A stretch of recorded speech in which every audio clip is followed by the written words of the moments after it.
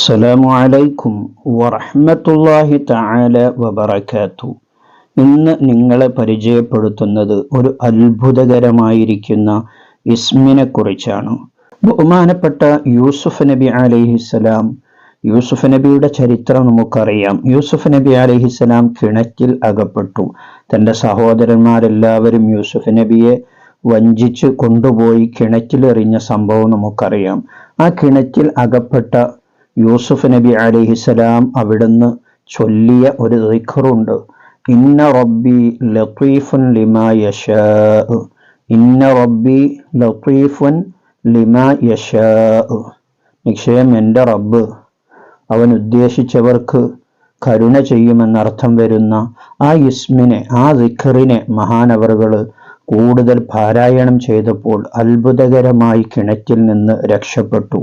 ഇവിടെ ലത്തീഫ് എന്ന് പറയുന്ന ആ അള്ളാഹുവിൻ്റെ മഹത്തായിരിക്കുന്ന ഇസ്മ, നമ്മുടെ എല്ലാ പ്രയാസങ്ങളിൽ നിന്നും നമുക്ക് രക്ഷപ്പെടാൻ ആ ഇസ്മ മുഖേന നമുക്ക് കഴിയും.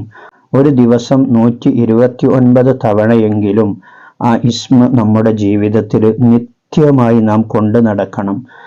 കടമുള്ള ആളുകളാണെങ്കിൽ, കോടിക്കണക്കിന് രൂപ കടമുള്ളവരാണെങ്കിലും ഈ ഇസ്മ യാ ലത്തീഫ് യാ അല്ലാഹ്, യാ ലത്തീഫു യാ അല്ലാഹ്, യാ ലത്തീഫു യാ അല്ലാഹ് എന്ന് 129 തവണ ചൊല്ലിയിട്ട്, പടച്ച റബ്ബേ, നിന്റെ ഈ ഇസ്മിൻ്റെ ബറക്കത്ത് കൊണ്ട് എൻ്റെ കടങ്ങൾ വീട്ടാനുള്ള വഴികൾ എനിക്ക് നീ തുറന്നു തരണേ എന്ന് ആത്മാർത്ഥമായി അള്ളാഹുവിനോട് ദുആ ചെയ്താൽ തീർച്ചയായും അത്ഭുതങ്ങൾ കാണാൻ കഴിയും.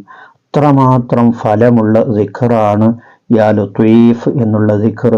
രോഗികളായിരിക്കുന്ന ആളുകൾ ഈ ഇസ്മിനെ ചൊല്ലിയിട്ട് എൻ്റെ രോഗങ്ങൾ മാറ്റിത്തരണമെന്ന് അള്ളാഹുവിനോട് ആത്മാർത്ഥമായി പ്രാർത്ഥിച്ചാൽ രോഗത്തിൽ നിന്ന് മോചനം ലഭിക്കും.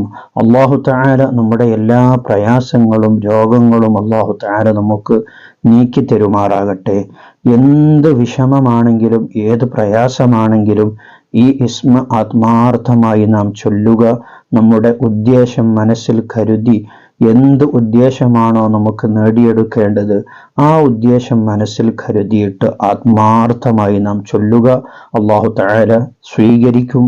ഒരുപാട് ആളുകൾക്ക് അനുഭവമുള്ള ദിക്റാണ്, ഇസ്മാണ് യാ ലത്തീഫ് യാ അല്ലാഹ് എന്നുള്ള യാ ലത്തീഫ് എന്നുള്ള ഇസ്മ. അതുകൊണ്ട് തന്നെ നമ്മുടെ ജീവിതത്തിലും ഓരോ ദിവസവും 129 തവണ വീതം ചൊല്ലാൻ വേണ്ടി നാം ശ്രമിക്കുക.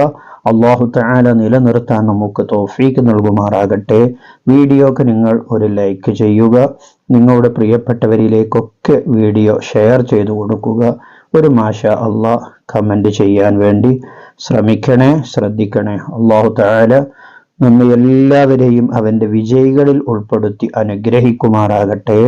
ആമീൻ ബിറഹ്മതിക യാ അർഹമർ റഹീമീൻ. മറ്റൊരു വീഡിയോയിൽ മറ്റൊരു വിഷയവുമായി നമുക്ക് വീണ്ടും കാണാം. സ്നേഹത്തോടെ അസ്സലാമു അലൈക്കും വറഹ്മത്തുള്ളാഹി.